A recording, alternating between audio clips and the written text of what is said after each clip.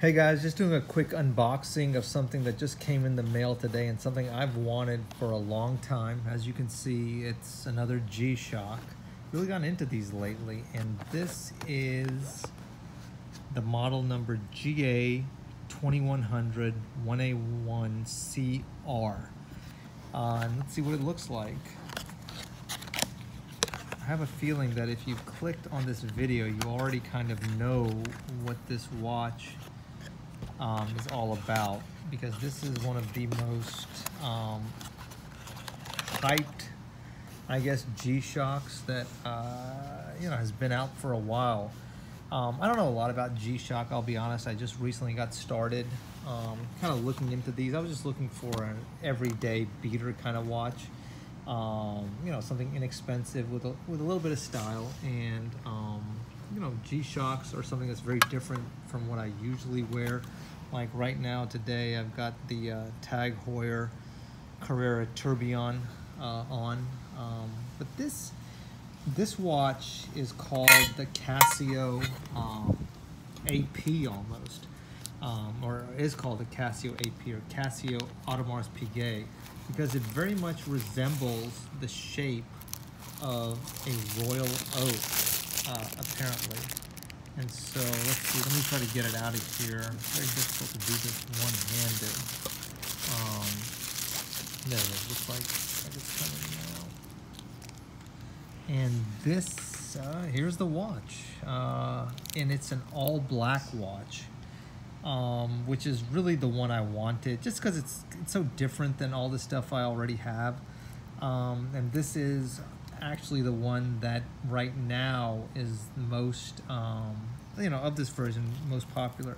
First thing you notice, the watch is extremely light, and this uses Casio's carbon core technology, which really lightens up the mid case. And like a lot of G-Shocks, it's made out of a resin, a plastic material, and it's got a metal back. It's battery powered. And I don't know how long the batteries last on these, but it's got a lot of functions, a lot of features, and it's got a very complex little manual to look at. But if you can give me 1 second, I will put this on my wrist here. So give me like literally a second here. Give me a second. And okay, maybe more than just one literal second. But let me get the tag off. And then let me get the little protective thing off of the buckle. There it is. Now, okay, so this resells for over retail on the secondary market, which, I don't know, I mean, that's to me, that sounds like a little bit unheard of for a general release G-Shock. Now, there's been some G-Shocks that have been, very popular, certainly. For example, collaboration watches with Bathing Ape and Supreme and stuff. I think there was a D and Ricky G-Shock. That's the one with the multicolored hands that sell for a lot. But this one, I mean, I think these retail for $110 US. I had to pay $200 for this one. You can get the other colors of this watch for cheaper. For example, there's one, you see how the indices are blacked out on mine? But there's one with silver indices and silver hands. That's pretty cool. That's fine. And so that one is cheaper. Sorry, it's windy outside. This has been the first nice day in weeks around here. And so I'm just trying to take advantage of the natural light. Sorry. There's also a multicolored one. There's an all red one. Those can be had for closer to retail, but I don't know. I just kind of wanted the all black, kind of go big, go home.